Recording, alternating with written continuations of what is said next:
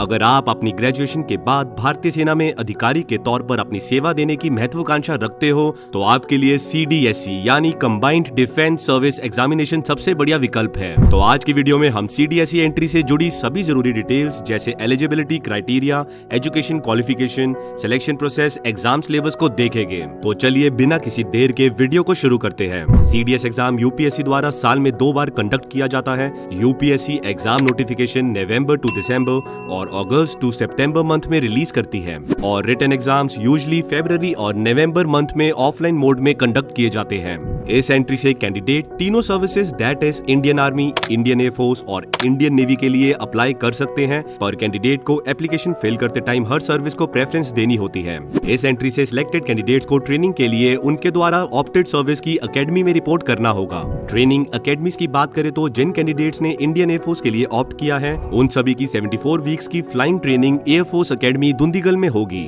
Similarly Indian navy opt करने वालों की 44 वीक्स की ट्रेनिंग इंडियन नेवल अकेडमी एजिमला में होगी। इंडियन आर्मी ऑप्ट करने वाले सभी कैंडिडेट्स की 18 मंथ्स की training Indian military academy Dehradun में होती है। वहीं जिन कैंडिडेट्स ने Indian army short service commission के लिए ऑप्ट किया है उन सभी की 49 वीक्स की training officer training academy Chennai में होती है। चलिए अब बात करते हैं एलिजिबिलिटी क्राइटेरिया की। एयरफोर्स अकेडमी के लिए बस अनमैरिड मेल कैंडिडेट्स ही अप्लाई कर सकते हैं जिनकी एज 20 to 24 इयर्स है at the time of commencement of course और उन्होंने रिकॉग्नाइज्ड यूनिवर्सिटी से 3 इयर्स का ग्रेजुएशन या BE BTech किया होना चाहिए with physics and maths subjects in +2।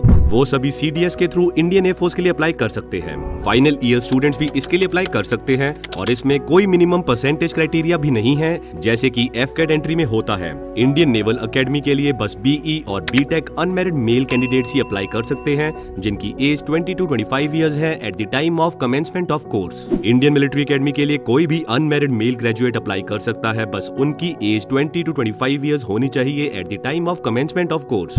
वही ऑफिसर ट्रेनिंग अकेडमी के लिए दोनों मेल और फीमेल ग्रेजुएट्स अप्लाई कर सकते हैं जिनकी एज 19 to 25 इयर्स है at the time of commencement of course. अब देखते हैं CDS एग्जाम पैटर्न और सिलेबस को। Combined defence service written exam में टोटल 3 पेपर्स आपको देने होते हैं that is English, general knowledge and mathematics. English और GK मैंडेटरी पेपर्स है जिसमें आपको मिनिमम 20 मार्क्स दोनों पेपर में स्कोर करना होगा। इसके साथ ही कैंडिडेट को UPSC द्वारा decided minimum aggregate cut off को भी क्लियर करना होगा। ये दोनों पेपर्स 100 मार्क्स के होते हैं जिसमें आपसे 120 क्वेश्चंस पूछे जाते हैं। वही मैथ्स पेपर उन सभी कैंडिडेट्स के लिए मैंडेटरी है जिन्होंने IMA, INA या AFA के लिए ऑप्ट किया है। मैथ्स पेपर में भी कैंडिडेट को 20 मार्क्स स्कोर करने होंगे और साथ ही UPSC द्वारा डिसाइडेड IMA, INA और AFA के लिए डिसाइडेड मिनिमम कट ऑफ को भी क्लियर करना होगा। मैथ्स पेपर भी 100 मार्क्स का होता है और इसमें आपसे 100 क्वेश्चंस पूछे जाते हैं। Section cut off 20 to 25% very करती है तो उसका ध्यान रखें। सभी क्वेश्चंस ऑब्जेक्टिव टाइप के होते हैं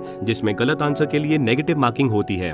CDS प्रेपरेशन के लिए आप DDE की CDS OTA, CDS मैथ्स और 5000+ MCQ बुक्स को रेफर कर सकते हो। ये CDS एग्जाम के लिए हाईली रिकमेंडेड बुक्स हैं और इन बुक्स से काफी एस्पिरेंट्स ने बड़े आराम से CDS रिटन एग्जामिनेशन क्लियर किया